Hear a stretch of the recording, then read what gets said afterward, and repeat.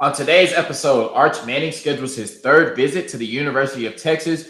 Your Texas baseball team sweeps the Alabama Crimson Tide to stay undefeated, and the Texas men's basketball program goes into West Virginia and gets a tough Big 12 conference win.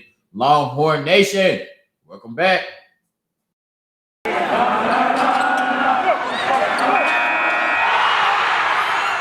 You are Locked On Longhorns, your daily podcast on the Texas Longhorns. Part of the Locked On Podcast Network, your team every day.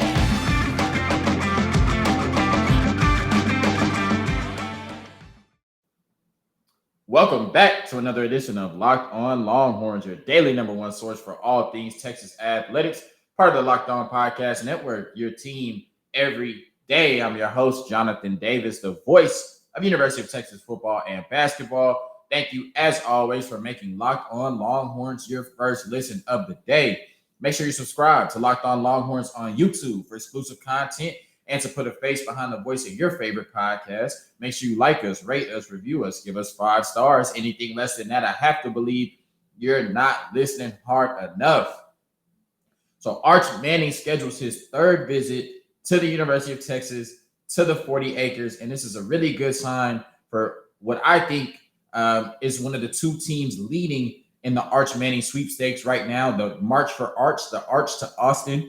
I think Alabama and Texas are the top two teams to land Arch Manning services, the number one prospect and quarterback in the 2023 recruiting class. Arch Manning heading into his senior season at Isidore Newman High School in New Orleans, Louisiana. If you haven't heard of Arch Manning up until now, he is, and you recognize the last name, he is the nephew of Peyton and Eli Manning and the grandson of Archie Manning, all three quarterbacks who had a little bit of success in the NFL. Arch Manning is 6'4", 215 pounds, out of Isidore Newman, once again in New Orleans, Louisiana. In his 3 years in high school thus far, he has amassed 5,731 passing yards, 72 touchdowns, and 18 interceptions. Now, he doesn't have the gaudy passing numbers that you would normally see from a number one prospect or number one quarterback. If we compare it to Quinn Ewers, who's currently on campus at the 40 acres in 2 years compared to 3 years from Arch Manning, he had 6,445 passing yards, 73 touchdowns, and 8 interceptions. So that's in 2 years, once again, compared to 3 years. But when you watch the tape of Arch Manning, you see all the tools. He has the pedigree because of his family, and he's just smooth, and definitely is the prime recruit, the prime commitment that Steven Sarkisian and his staff are looking for in the 2023 class. So once again, he makes his third visit to the University of Texas on March 24th. Texas football starts its spring practices on March 22nd, Tuesday, March 22nd. So March 24th will be their second spring practice. And I'm not sure if he'll stay until the 26th or past the 26th on that Saturday, which would be their third spring practice. And so he's going to get to see, hopefully, a much improved Texas football team, get to interact with some more of the coaches and just become more familiar. Like I said, he's already been to the program twice, once on June 12th, 2021, after Steven Sarkisian was named the head coach of the Texas Longhorns football program. He also made another visit on October 16th when the University of Texas played Oklahoma State. Now, a lot of Texas fans and people feared that may have had a negative effect on Arch Manning's recruitment. We know that Texas was up 8 points going into the fourth quarter of that game before Oklahoma State outscored them 16-0 in the fourth quarter. And Texas kind of collapsed in the second half, especially in the fourth quarter in that game. So, but it didn't seem to affect him too much. He's making his third visit. And after the game, he talked about how he had a great experience at the game, even though they probably got a little quiet towards the end.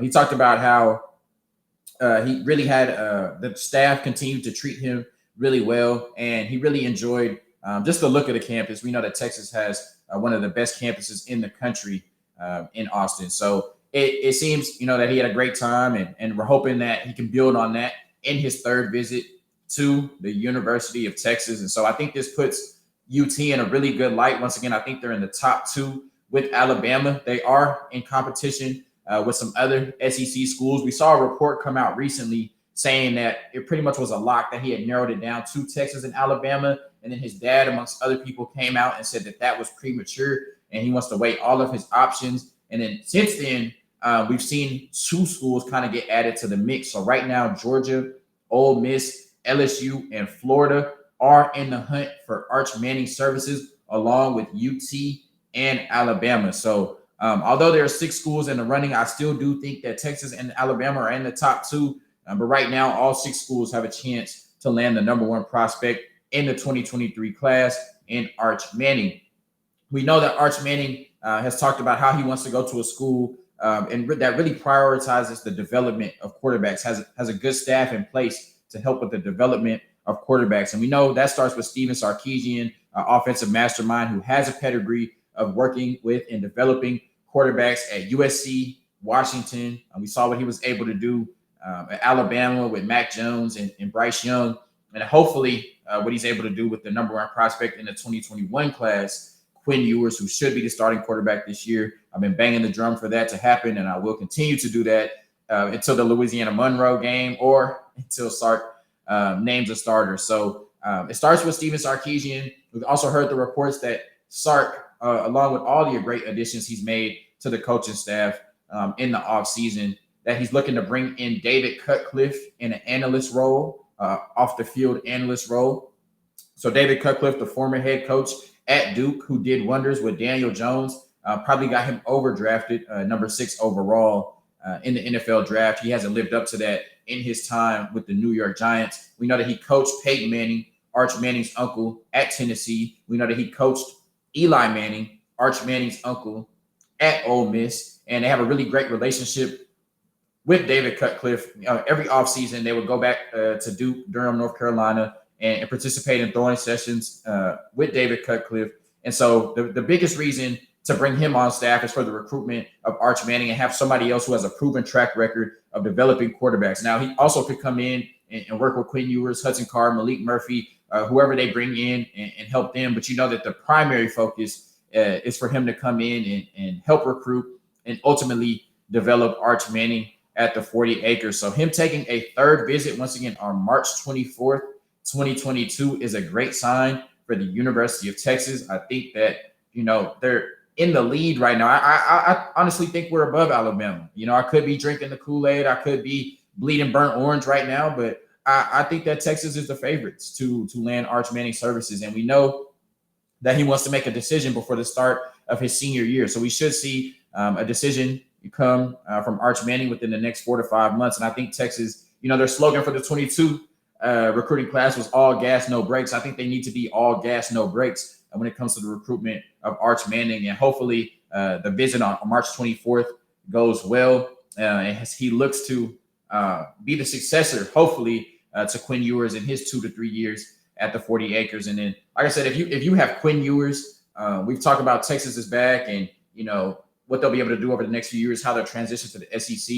It all starts with just great quarterback play. You see what teams like CJ Stroud at Ohio State were able to do, Bryce Young, just the young quarterbacks that have the NFL pedigree. They come in and those programs, they don't really change what you're doing at the program because they've just been reloading. But with Texas, a team that's looking to get back to the glory days, if you can have Quinn Ewers and then follow that up with Arch Manning, basically 2 out of the last 3 number 1 quarterbacks in their respective recruiting classes, it only bodes well for Texas football really being back. So Arch Manning, March 24th, 3rd visit to the University of Texas. We're looking for a commitment from him, the number 1 prospect in the 2023 class, over the next few months as he goes into his senior season at Isidore Newman High School in New Orleans, Louisiana. Football might be over for this season, but basketball is in full steam for both pro and college hoops. From all the latest odds, totals, player performance props, to where the next fired coach is going to land, BetOnline.net is the number 1 spot for all your sports betting needs. BetOnline remains the best spot for all of your sports scores, podcasts, and news this season. And it's not just basketball. BetOnline.net is your source for hockey, boxing, and UFC odds, right to the Olympic coverage and information. Head to the website today or use your mobile device to learn more about the trends in action. BetOnline, where the game starts. Also, today's episode is brought to you by BetOnline. So, over the weekend, Friday, Saturday, and yesterday, we saw the number one baseball team in the country in action going against the Alabama Crimson Tide. A little preview of what's going to happen when the Texas football team plays the Alabama Crimson Tide on September 10th in Austin. Hopefully, both teams came into the series 5-0. Texas had beat Texas A&M, Corpus Christi, and Rice in their 5 games, outscoring those teams by a combined score of 53-7. And once again, Alabama came in 5-0. So we were just hoping to win the series, and it was going to be a tough matchup against an SEC opponent. Well, your Texas Longhorns remained undefeated, continued to validate that number one ranking in the college baseball polls as they swept them, and they are now 8-0 on the season, turned a 5-0 team that was, really feeling good about themselves, going home back to Alabama 5-3 and wondering where everything went wrong. And it all started with the pitching. So we're going to start on Friday with the 1-0 win, a nail biter. The temperature was in the 30s. It was really cold. It was really windy. Not the typical baseball atmosphere that you would like to see. And both starting pitchers were dominant. And that probably had something to do with the wind, with the cold conditions. We saw a couple balls that maybe, if it was warmer, probably would have went out of the ballpark. But, the wind might have brought it back in, and that might have favored Texas a little bit. But once again, both starting pitchers were dominant. Garrett McMillan for the Alabama Crimson Tide went 6 scoreless, only allowing 3 hits to the Texas Longhorns. Pete Hampson, your Big 12 preseason conference pitcher of the year, 5 innings pitched, 8 Ks. His strikeout stuff has been crazy this season thus far as he goes to 2-0 on the season. He only gave up 4 hits. So it was a tough-fought battle between the starters. Nobody could get anything going. Texas scored the lone run of the game in the 7th inning on a passed ball and a wild pitch. So Skylar Messenger was on second base. They had a single and a walk that allowed Skylar Messenger to get on second base. And then he was able to advance to third on the passed ball and then advance home on a wild pitch. So didn't even take a hit or a walk for him to be brought in. So it just tells you how little offense there was in that game, that he really scored on 2 mistakes by the pitcher and the catcher, respectively. And then closer Aaron Nixon came in to get the last 5 outs. He came in the 8th inning, and things were a little rough for him. The fastball wasn't working. He kind of had to rely on more of the off-speed pitches with his slider. He really went more so to his slider to strike pitchers out. He ended up loading. The bases ended up being loaded in the 8th. He got out of that. I'm sure you've seen the viral video by now of Aaron Nixon with the nasty slider to strike out and get out of the 8th inning. And then he was able to get out of the 9th and secure the 1-0 win on Friday for the Texas Longhorns. Aaron Nixon, one of the 8 players selected to the Big 12 all-conference team. So they got the win to go to 6-0 on Friday. And then on Saturday, Tristan Stevens took the mound, and the Texas Longhorns won that game 2-0. Had 6 shutout innings. He's been dominant. Once again, him and Pete Hampson have not allowed a run yet this season. That's really kind of been just the theme for the Texas Longhorns, period, as they've only allowed 8 runs in 8 games thus far. And then Luke Harrison got his first save of his Texas Longhorns career, coming in the 3-inning save. So he put in work for that one. 3 shutout innings with only 1 hit allowed. And Alabama out-hit Texas on Friday and on Saturday, but just some clutch pitching caused them to leave a lot of runners on base, and they just couldn't score the first 2 games. So Douglas Hodo, the third, had an RBI double in the 3rd, while Austin Todd gave the Longhorns a 2-0 lead, and that score would stick for the remainder of the game in the 4th inning with a RBI single. Texas Longhorns are set 7-0 at that point, going into Sunday, trying to get the sweep against a team that was 5-0 coming into that series. And they ultimately get the sweep, winning 6-1. Tanner Witt had a career high 9 Ks yesterday. Just looked nasty. The slider was working. The fastball was working. Once again, career high 9 Ks in 6 innings. And then Lucas Gordon and Aaron Nixon were able to finish it out in that 7th through 9th innings, not allowing a run. So the only run was allowed by Tanner Witt. He's allowed 2 earned runs this season. He did allow a home run in the 5th inning, but that's all that Alabama was able to do on the offensive side. Austin Todd put the first run on the board in the 4th inning. Trey Faultine and Dylan Campbell hit back-to-back RBI singles to bust the game open in the 6th to take a 4-1 lead. And then Murphy Stelly drove in the 6th run of the game, the final run of the game for the Texas Longhorns with an RBI triple in the 8th inning. The Alabama Crimson Tide, who came in undefeated, were no match for your number 1 team in the country, your baseball Longhorns, as they move to 8-0.